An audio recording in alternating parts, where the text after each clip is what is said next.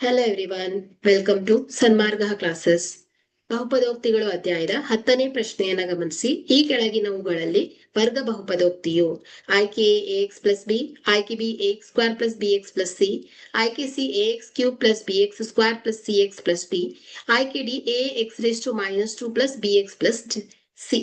So ಇಲ್ಲಿ ವರ್ಗ ಬಹುಪದೋಕ್ತಿಯನ್ನ ಹೇಗೆ ವ್ಯಾಖ್ಯಾನಿಸ್ತೇವೆ ನಾವು?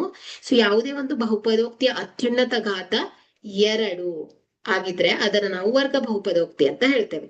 ಸೊ ಹಾಗಾದ್ರೆ ಈ ಒಂದು ವರ್ಗ ಬಹುಪದೋಕ್ತಿಯ ಆದರ್ಶ ರೂಪ A x square plus B x plus C.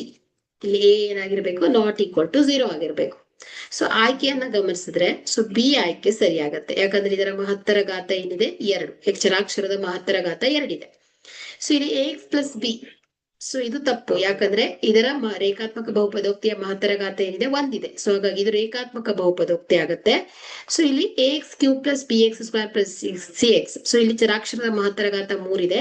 So ಹಾಗಾಗಿ ಇದನ್ನ ನಾವು ಘನ ಬಹುಪದೋಕ್ತಿ ಅಂತೇವೆ. So A x raise to -2, so ಇಲ್ಲಿ ಮಹತ್ತರ ಘಾತ, ಸೊ ಇಲ್ಲಿ -2 ಇರೋದ್ರಿಂದ ಸೊ ಈ ಇದು ಬಹುಪದೋಕ್ತಿ ಆಗ್ಲಿಕ್ಕೆ ಚಾನ್ಸ್ ಇಲ್ಲ. ಯಾಕಂದ್ರೆ ಬಹುಪದೋಕ್ತಿಯಲ್ಲಿನ ಚರಾಕ್ಷರದ ಘಾತವು ಋಣಾತ್ಮಕ ಸಂಖ್ಯೆ ಆಗಿರಬಾರ್ದು.